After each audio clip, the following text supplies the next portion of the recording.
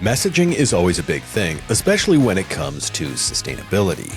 But can that messaging also help you open doors? Can that messaging help you get new conversations? You betcha. This week's guest is going to talk to us about how you can do that. Stay tuned.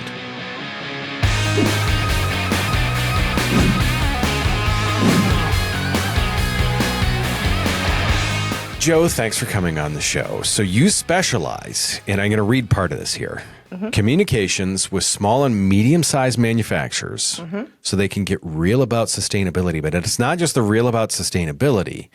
It's about communicating that message to others. And the thing that I love is we kind of like looking through your stuff. It's talking about that in a way that's not just, hey, we're green, aka we are blowing sunshine where the sun normally does not shine. That's you definitely you're talking about it in a way that is actually like, look, if you're going to do this, it needs to have substance, and I love that. Yeah. I was a guest a little while ago on your podcast, so this is going to be the role reversal. I love this because you got to like ask me all these questions. So now it's my turn to wind up. I'm feeling slightly nervous. It has to be said. Good. I'm going to make you nervous here. Your podcast. Yeah. When was the point where you said, I need to do a podcast? I think it was probably, so it's been running since September last year, and it was probably about 4 or 5 months beforehand. And, you know, I was walking the dog, listening to podcasts as I do, and I was thinking, actually, what I was struggling with was getting businesses to listen to what I was trying to say. So having them listen and say, yes, we need to embrace sustainability. We need to put some effort in, some time, some people resource. We need to use it in our marketing. We need to be really clear about what we're saying. And I was knocking on lots of doors, and those doors were not opening at all. And I was finding it really hard. So for me, it was about, I need to just educate these businesses and these people who own the businesses and get them to understand why it's so important for them to start looking at this if they haven't already. And actually, for me, a podcast platform is a brilliant way of educating people. You know, I listen to loads of different podcasts, from marketing to just physical health to mental health, all sorts. Like some are kind of like biographical, that kind of stuff. And it's all kind of education information that I'm kind of absorbing from those. And so therefore, why would it not be another good way for me to try and get my message out? So I can use digital social media, I can use my website, but people have to go to that. I can meet people and speak to them face to face. Great. That's, you know, but as many platforms as I can be on to share this, then I would be on it. And so that's where it started. Interesting. Was there any fear, like, when I'm not even done asking the question and you're already laughing hysterically. Like there was 10 oh shit moments before I ever hit record. I mean, first off, did you, when you first started it, did you think, okay, this is going to be this technical thing, or like, what were some of the fears that you had with it? Okay, so when I gave myself a bit of a let off, because I started when I first started speaking, like talking to some of my contacts. So I started with people I knew, who I knew would support me and would come on the podcast anyway, irrelevant whether it was good or not. So so I kind of pulled people off that I knew I could have a good conversation with, people I knew who'd made inroads in sustainability and embracing responsibility. So they had stuff to talk about and wins that they could talk about, which was great. And then I decided that I didn't want it to be really, like, I didn't want the expense of a really nice plush studio or loads of equipment. And I wasn't sure how long it was going to last for either. So I tapped up some people that I knew, that I'd met and briefly been on their podcast. They did like a vox pop type thing. Where it was just literally like, I think we had something like 3.5 minutes, and we did a little bit, and they were doing like a bit of a speed podcast type thing at an event. So I went on there and I was picking their brains, like, what would I really need? And they're like, literally, you can use your phone to record. If you want to do video, you can just have 2 little clip-on mics. You'll be absolutely fine. Just start with that. It's not very expensive. So from that, I was like, okay, so there's not a lot of financial investment in this, which is good. There's still a lot of emotional investment, obviously, because you want it to be right. And I spend, well, as you probably know, I spend quite a bit of time researching my guests and making sure I know kind of like the questions I want to ask them, so I know the direction of the conversation and things like that. So it was more about whether I'd got that angle correct and whether it sounded right. So I guess my first podcast, which was with one of the nicest guys you'll ever meet. He's so lovely. They're surveyors, architectural surveyors, and they've got the most incredible setup because they're paperless and they have an amazing building, which is like all environmentally brilliant and everything else. So it was more talking about what else could they do to better their responsibility and their embracing of that. And so we talked about that, and I had my ring light set up and it was on super, super bright, like to the point where I almost had a headache when I'd finished. And I said to him, oh my goodness, my light's been on really bright. Was it annoying? He's like, no, it was okay. It was fine. Anyway, so if you look back at my first recording, we looked so washed out because the light was so bright. And I was like in a suit and this, that and the other. And I was really pushed up. And I can honestly say I was sweating so badly because I was so nervous. And he kept saying to me, why are you nervous? We have these kind of conversations all the time. And it's just because the phone was recording and I needed to get my words correct, everything else. And I've learned now, actually, it's much more authentic just to be supernatural. So I quite often, if I have to do any editing at all of my guests, then it's literally because they've said something or they've coughed or, something that needs to be taken out like that. But I don't edit hardly any of my stuff out. So if I fumble my lines or I don't know, sneeze or or there's a massive pause, I don't mind that, now. But before I thought it had to be really slick and really professional.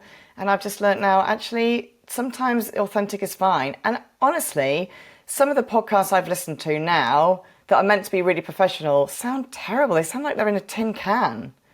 So I'm a bit like, if they can do it and still get some people listening, then, I don't think people listen for the quality necessarily, unless it's really bad, the quality of the podcast. I think it's the quality of the information they're getting and the education they're getting.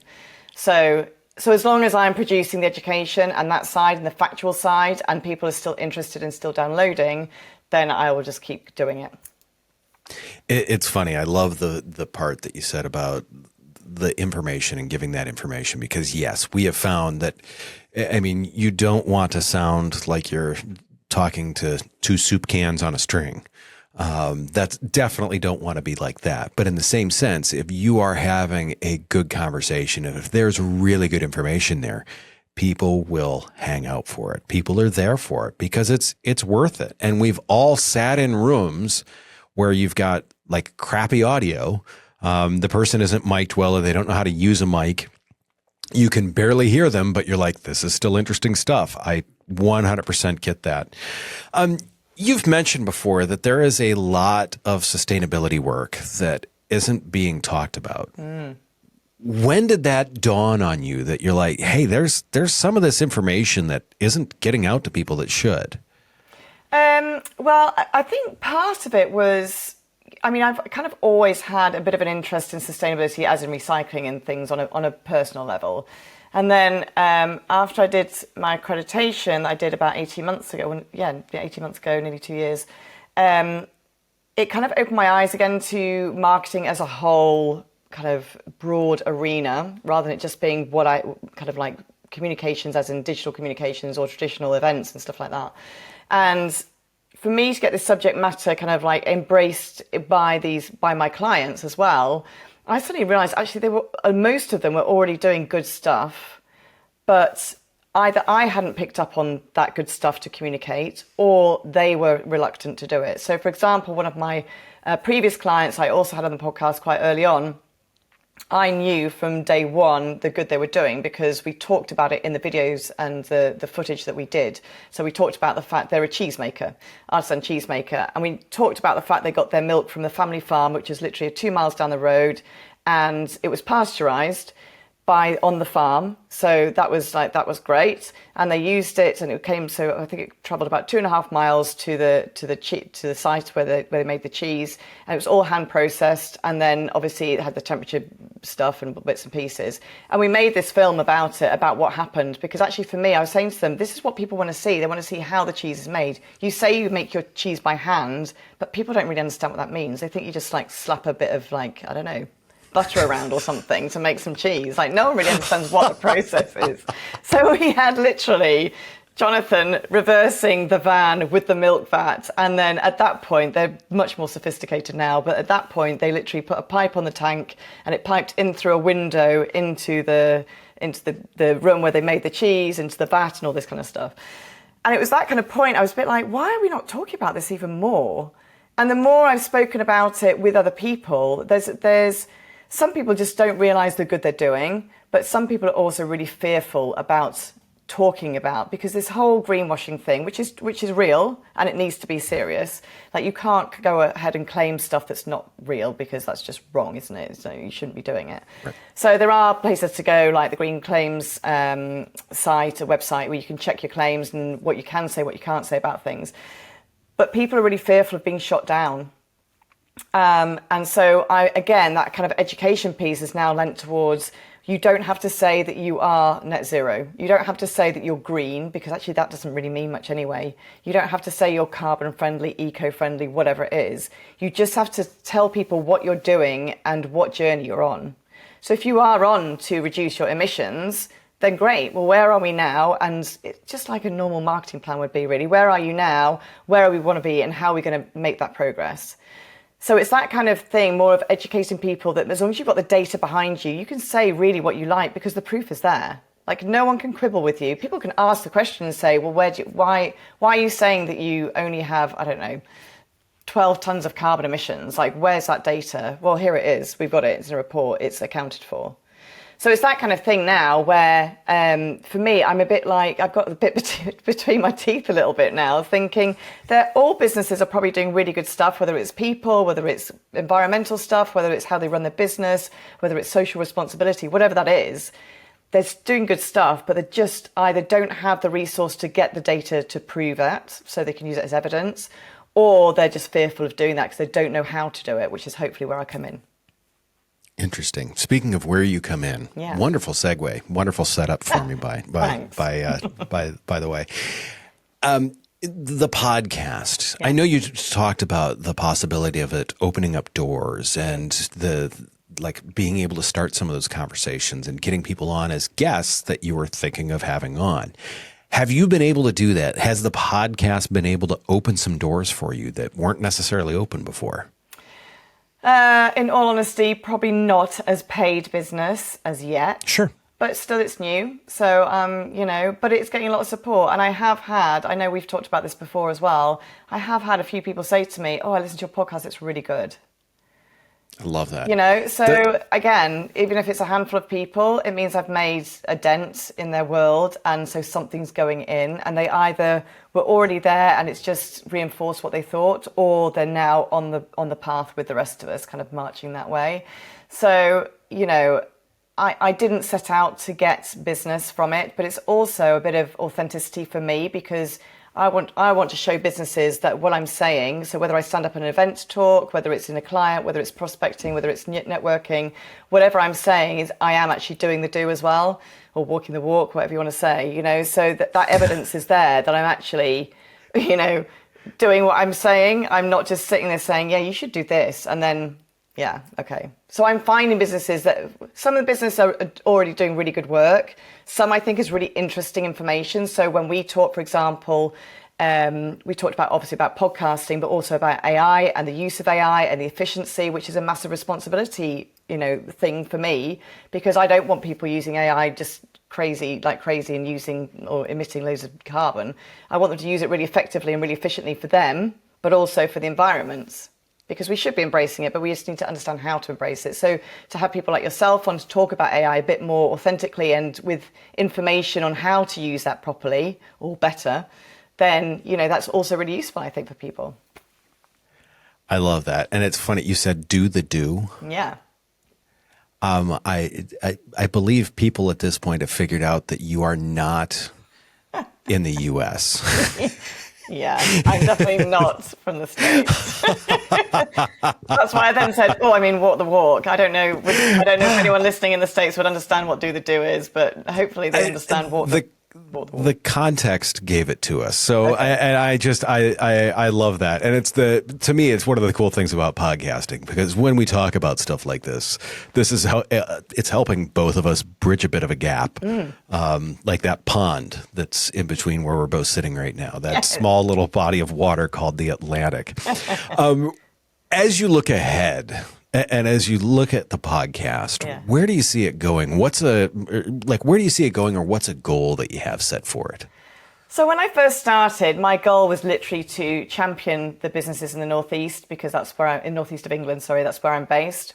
And we have an amazing business community around here. The people are incredible, really supportive, and it's a really growing and exciting and energetic kind of business community. So I wanted to kind of like champion businesses there.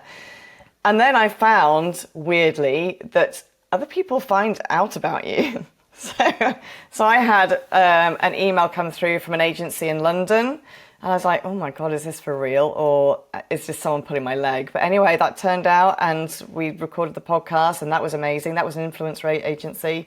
And then now I've had a couple of international ones. Obviously, I've had you as a guest on, many thanks. And I've just recorded another lady who's based in California this afternoon. So clearly something's happening and something's going out, and people are seeing it. It's like, for whatever reason, I don't quite know what magic is happening, but it's creeping out there.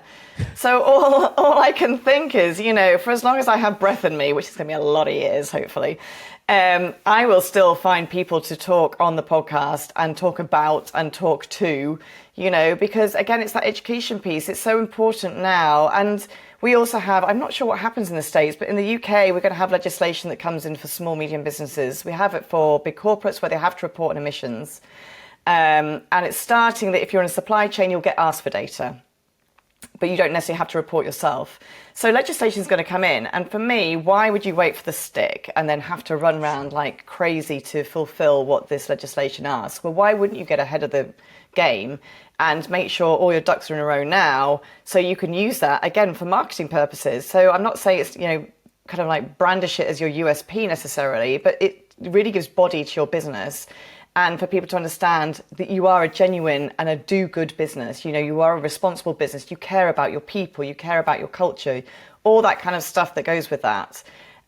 So I think my goal is really, to get to as many people as possible, which sounds a bit flaky, doesn't it, really? I don't really have numbers or data for it, and I probably should do, but then I get a bit hung up on it, and I want it to be enjoyable. So I want it to be fun, not a stick for me. Do you know what I mean? I get it. Yeah. Yep.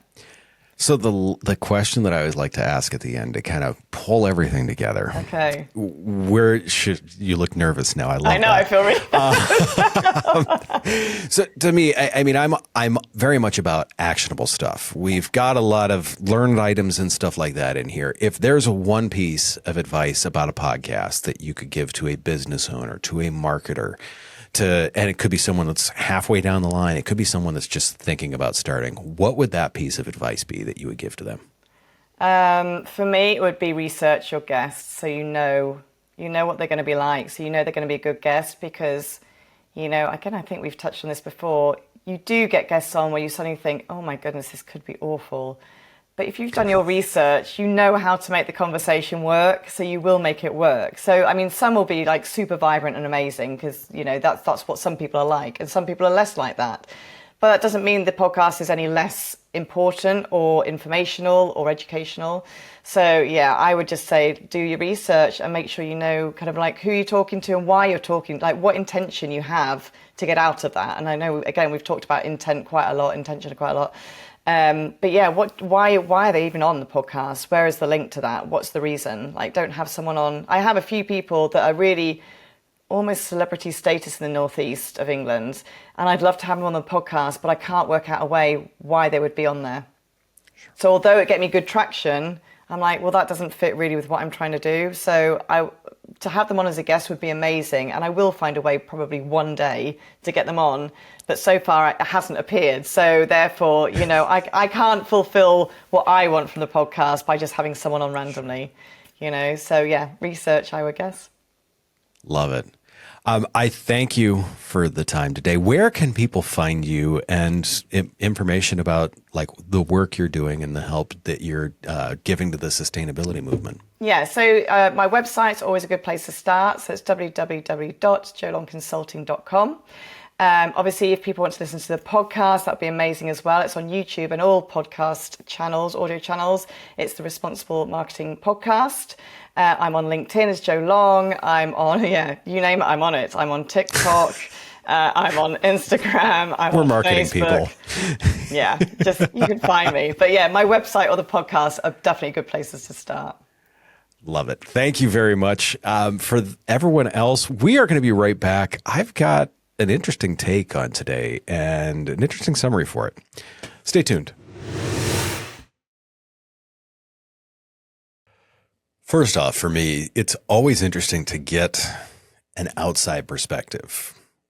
With Joe being in the UK, I'm pretty sure their conversation and the accent didn't take you long to figure that out, that's where she was from. But getting a perspective of how things work internationally it's always refreshing for me because once again, it's that education. It's that, be there for your audience. It's that spend the time on preparation. It's these core principles of podcasting that we always talk about that have stayed the same. UK, I'm willing to bet if we talk to someone in Germany, we're going to find the same thing. If we talk to someone in Mexico, we're going to find the same thing. Although you may not want me to do that because Spanish, well, that's just not my specialty. I always joke that I was very close to taking 2 years of Spanish 1, not 2 years of Spanish in high school. Nonetheless, I really do like the piece that she talks about how it hasn't necessarily led to direct sales yet, but it has led to some interesting conversations. It has led to a ton of education for both her and her audience. The fact that she's had people come up and say, "Hey, I love your content," to me is what a gas. That tells you that it's being effective. What so many people don't realize with podcasts, and it's the thing that I like to give as the refresher.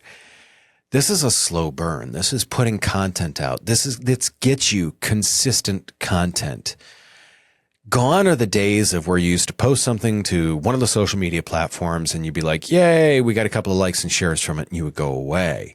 It's building consistency. It's that fact that there's something always coming out from you. There's that messaging. There's all those pieces to it. But the fact that people can expect to see something from you consistently. That's what it takes anymore to get just the baseline in today's marketing and social media worlds. You have to build that consistent content. That is what's going to open the doors.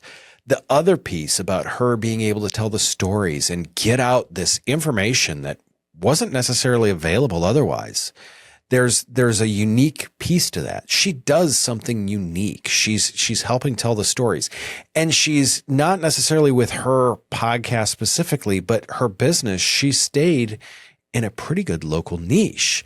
And it supported her in that, which to me is absolutely awesome. The other thing that I truly, truly love about what she said is the authenticity piece.